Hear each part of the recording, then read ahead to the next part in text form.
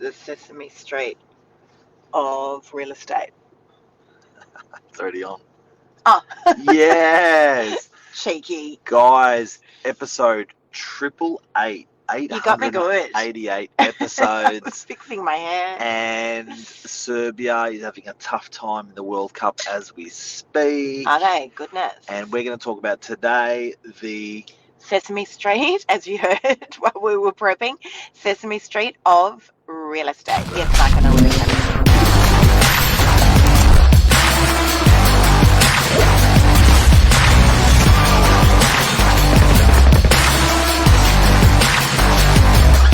I'm the ringleader, so listen up.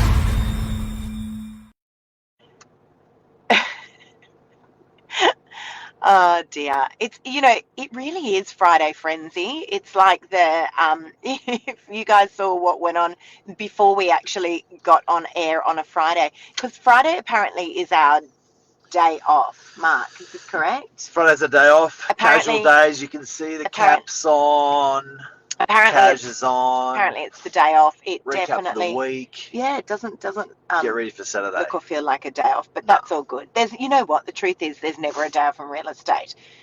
Let's talk today, though, about the basics, guys. We're going to talk to you about the Sesame Street of real estate. So the real basics, things that we just take for granted that everybody else knows, but maybe you guys don't know. It's also Black Friday. There's lots of sales on today. No idea what Black Friday means. Yeah, every girl knows what that means, though. It means sales, girls. That's what it means. Discounts Isn't that what on like great, everyone does on at great Christmas? stuff. No, I think it's an American thing. I think it originally started off as like an American thing, and I don't know. The truth is, I actually don't know. I don't know what it is. All I know is it means there are great sales out there, and our daughter's just asked us for some money so she can go and buy some dresses. Yeah. Let's talk about the basics, Mark. What do you know? I know that this week we are realising it's obviously it's pushing on to the Christmas the 25th. If you're going to buy a property, it's going to push you into next year.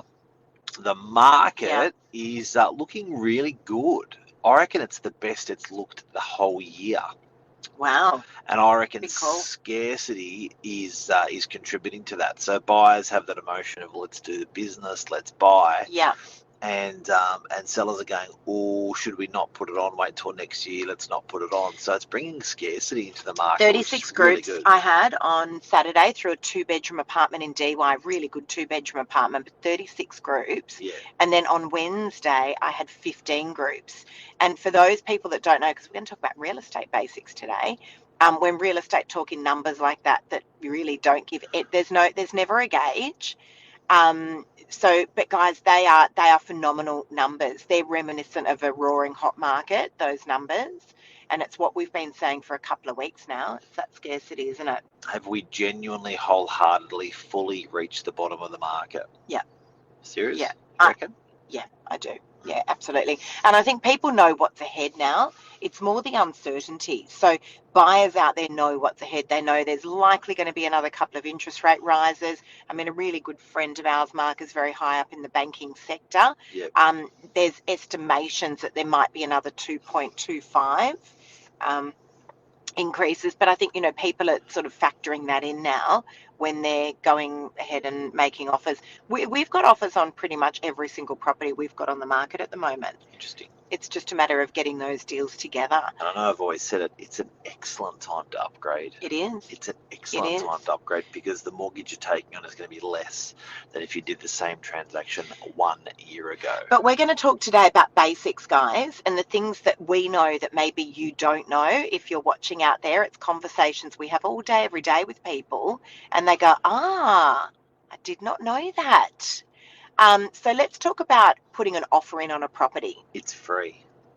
And it doesn't commit you. It is free. It's free and doesn't commit you. I'm always shocked at the lack of offers buyers are willing to make because if there's 10 properties and there's 50 buyers through, all the buyers that want to make an offer will make an offer on the one property that is the best value.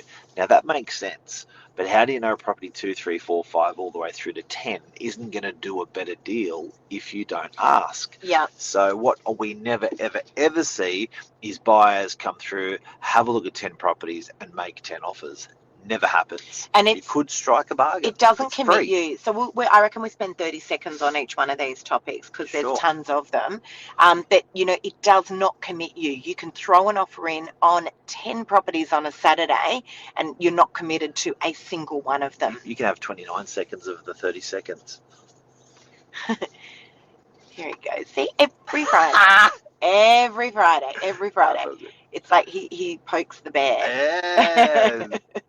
All right, next one is, did you know that you can exchange on a property if the vendor agrees with a 0.25% deposit Cool off.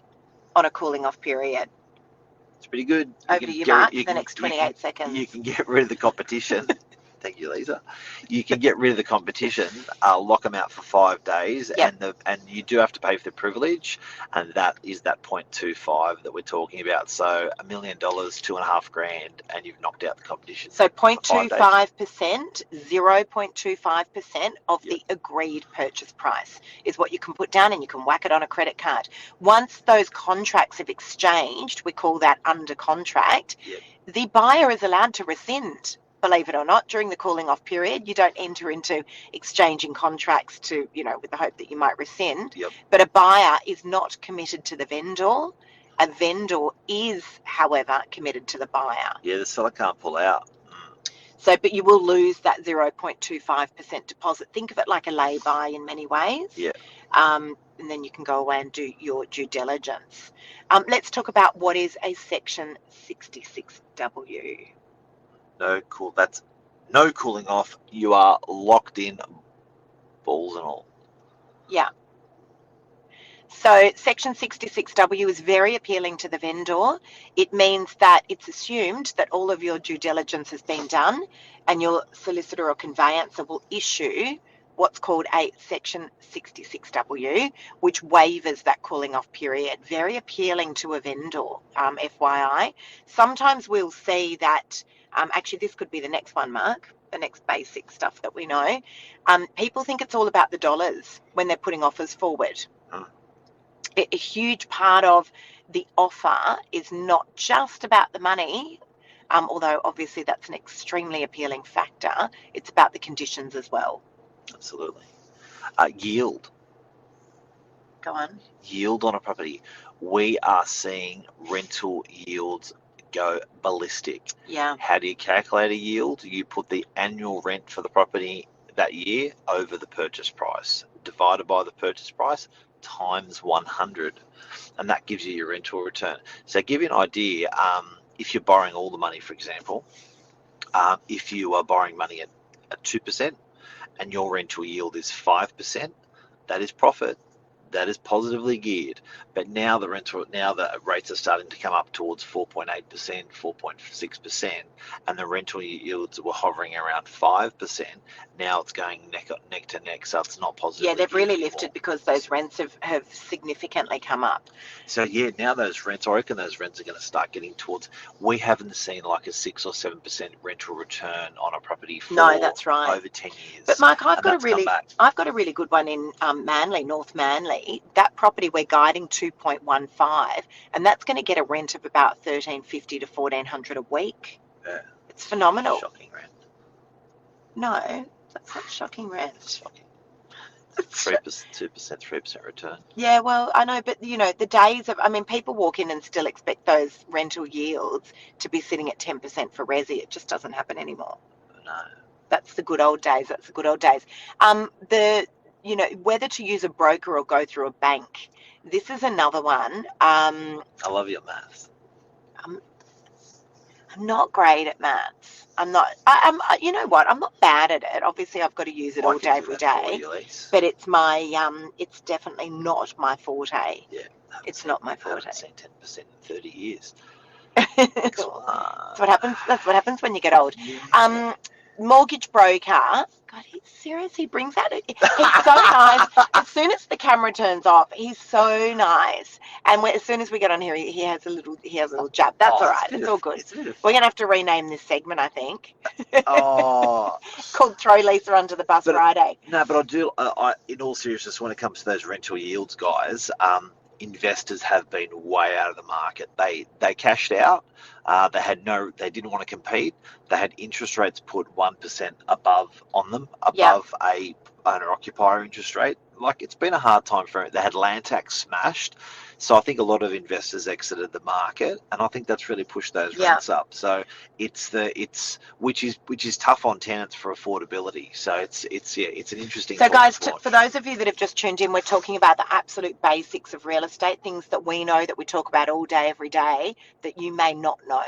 And it's really, these are conversations that we're having all day, every day with people. We assume they know, but they definitely, they don't, because we're doing this all day, every day. 101 real estate. Real estate 101.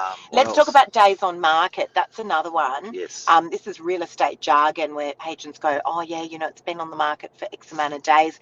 That is pretty much from when we launched the property to where the property is currently at now. Days on market is so skewed at the moment. I had a buyer ask me the other day, and I said, it's not really relevant in this market. I actually don't it's believe. not I don't even indicative. believe It's it, not 'cause indicative I of reckon whether. they're on the market a lot longer than what they're reporting. Yeah. When I look across the market at all agents' listings, they reckon it's only changed by. No, it hasn't. It's changed significantly. Yeah, because it's gone. They Yeah. reckon the peak of the market, I read an average this morning, was 22. That was when the market was absolutely pumping. Days on market was 22. They reckon it's 33 now. No, it's pushed out. It's pushed out more than that. Rubbish. And our days on market for our properties are actually relatively short in comparison. Of course, and I know, I know how long some of these properties have been sitting on the market for, and they're great properties. Yeah. It's not indicative of whether a property is good or bad. It really isn't. It really isn't. What about property management? Yeah, let's get to that in just a second. I just want to talk about reports, strata reports and pest and building reports. These reports, guys, are pre-prepared. So most agents these days will have these reports pre-prepared for buyers through a third-party company. $29.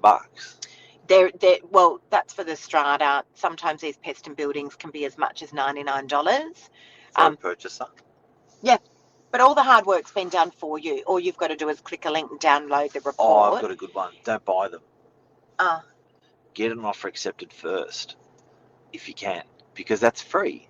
So because right. I think there's some people that are strata report junkies. In the course of buying a property, they may buy 5 or 10. You're going to be burning hundreds and hundreds of dollars, and you haven't even bought those 5 or 10 properties. I recommend get your offer accepted first. Yeah. Then do your due diligence. Do you buy your strata report, buy your building inspection, talk to your lawyer who's going to charge you when you talk to them. So get the free stuff done first, get the offer in. But some people feel really uncomfortable about that. And guys, if you've got any questions that you would like us to answer on the basics of real estate, just throw them in here now as well. The other thing is, I had a purchaser the other day who called me and said, I really want to get a building report done on an apartment that she's offered on. And I said to her, they're kind of a bit of a waste of money. Obviously, do whatever due diligence you'd like to do. But on a strata building, because what a lot of people don't realise is these pest and building reports on strata properties can only be done within the 4 walls of that apartment. No common areas, and they can't get through all the other apartments. So they're kind of a bit of a waste of money, unless you're just happy for them to be done, within the confines of that apartment. But they can't go into common areas, and obviously they can't get inside other people's properties. I've got $1 million question. Yep. Buy now or later. This question is the question of the year for real estate, full stop, amen. Like, this one it's powerful. What's your answer? I've never ever seen it in my career less about property and more about finance. Yeah. To answer that question. That's a really good I've answer. never, Yep. ever. It's always been about the street, the location,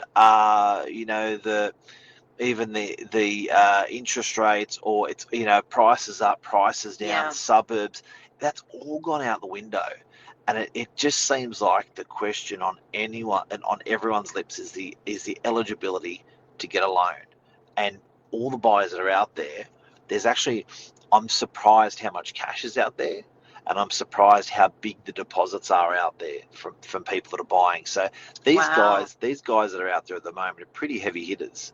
And that's given them the finance. So I did a segment with a broker the other day with Billy, with Zach, the broker. Yep.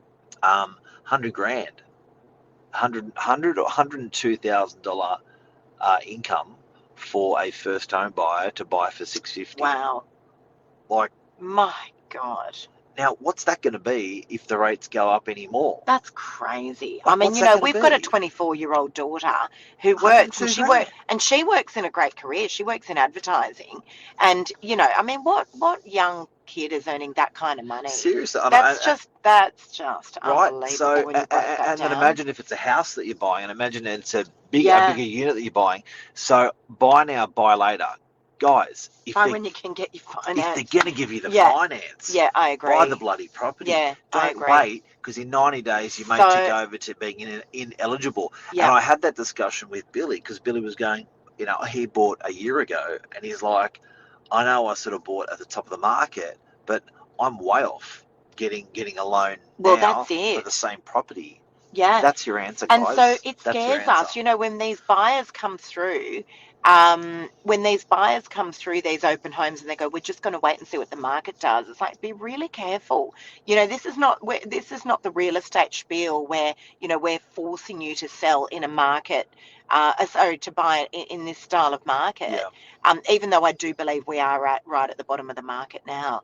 This is, as Mark said, a financing thing. Without a doubt, this is a financing thing. Real estate. It's not real estate. It's brokering. It's finance. Yeah. It's getting the loan. That's what this market's about. Yeah. Do you really Really. feel that I hassle you on Fridays? Yeah, but that's all right. I don't mind. Doesn't bother me. I don't mind.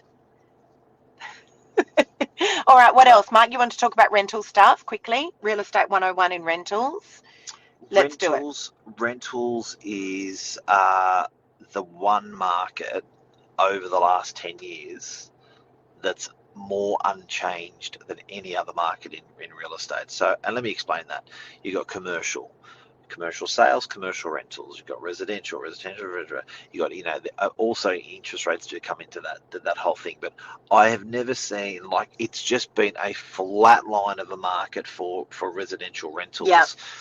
It's time, and building is getting expensive. So to pump more new rental properties into the grid is getting to virtually impossible now. It's just so expensive for builders to build. Yeah, that's right. So, and there's not that many investors around. In the market at the moment, I'll be honest, there's a lot of first home buyers, and there seems to be a lot of people at that prestige level, but we're not seeing a huge amount of investors around. They're there, just not in abundance. Yeah. Which means that for us on the beaches, it's unlikely then that we're going to be seeing more and more rentals coming on the market if the investors aren't buying. The investors aren't buying. I had a great conversation yesterday with a buyer. We're 18 minutes. Where to go? Yeah. And this isn't Real Estate 101 either. We're talking about the basics of real estate. Yeah. Mark's just gone off on a different tangent. But it is Friday Frenzy. We talk about what happened during the week. We do. And I had a conversation with him about superannuation, buying in superannuation. He said, should I buy my storage unit? I've got a little bit of money. Should I leverage it a little bit? Guys, do not forget that when you're looking at superannuation and lending in your super, these are crazy rates. So an example, you and your wife have 200 grand in your super. You want to borrow 200 grand to buy something for 400 grand, 300, 500 grand, whatever you're going to buy. Yeah. You're paying a 9% interest rate now. That's crazy. Your super is paying like an 8 or 9% interest rate now. That's crazy. That's nuts. Yeah. So I told him that. He said, I haven't even gone that far. But the superannuation loans are unsecured loans. They charge a higher interest rate, a significantly higher Yeah, interest that's rate. nuts. So just be careful on that, because you could be chasing that rental return, and everyone goes nanas over a 4% or a 5% Yeah. return, or a 5 to a 6, but you're going to erode 3 or 4% more interest. Yeah, that's crazy. It's nuts. It is. It's nuts. So be careful, guys. And just to wrap up, guys, I just want to say it's been a heavy listing week this week. Heavy listing week, end of November. Unusual. Mark went to the gym this morning. That's your heavy lifting. Unusual for this time of the year, end of November, 4 weeks to Christmas, thereabouts. Very unusual to be listing this much stock. Again, if you rewind 3 months back, you'll see exactly what we've been saying. So the crystal ball prediction was that spring selling season was going to push out over to the Christmas and New Year period, and that's exactly what seems to be happening. Some great stock out there. Can I just talk really quickly about a couple of really good properties? No. Okay, I won't. Follow my socials if you want to see them then. There's a house in Wheeler Heights with a guide of 1.9 mil, guys. Really good family home. Absolutely must be sold, and it does have water views. That's it. Is that what you want to talk about? Yeah. You're pretty excited about that property. It's a great, beautiful home. It hasn't been on the market for over 50 years. So I love that sort of tightly held stock. Does anyone care? I think they do, yeah. When 'cause someone says, "Oh, like 50 hasn't been sold for 50 Yeah. years," do people Yeah. genuinely really? yeah, I yeah, feel they like do. lots of houses do. you can buy anyway. People want to know that they're buying something that's been, it's someone else's beautiful family home for that long. I do think, as So it's opposed, the memory thing, the memories, or the original, Oh, or it's the just fact that it's an original home. someone loved that home for that long. It must be a great home. I think there's the reassurance there. I guess It's a bit like marriage. yeah. If you're getting divorced every couple of years as opposed to being married for 50. It's a beautiful thing. Yeah. It's just like owning a home for 50 years and selling Well, it. no one wants to see a property that's changed hands every couple of years. You sold one of those, Mark, the haunted house. Yeah, I sold the house and Well, they're the rumors. nah. Well, after I sold the house, the owners go, "Ooh," and I was like, "What?" And they were really cool owners. And I go, "What?" And they go, "Ooh." They go, "Downstairs there's a ghost." And these are the most normal people. And these are not ghost people. They were cool cats. And I was like, and they go, and then they told me stories, and they go, "Have a look how many times the place is sold." And then I went on RP data, and literally over the last 23 years, the property sold like 18 times Yeah. to different people every Yeah. time. I was like, that's like, So, yeah. but that's what I'm saying. So the flip 100%. side is because, that data is available to everyone. So, the buyers do know, and they will come in and go, "Why has it transacted so many times? Why did it sell 2 years ago and then 5 years?" So I guess when people know something's That's a been good tightly point. held for 50 It's a good years, point. we Yeah. don't see that often, right? It's not a dud. Yeah. That is a beautiful property, Wheeler Heights, and also a 2-bedder that I've just listed right down near DY Beachfront, Baronia Street. Amazing location. That one's about to launch to realestate.com next week as well. Lots and lots of stock coming on. That's it. That's a massive show, Mark.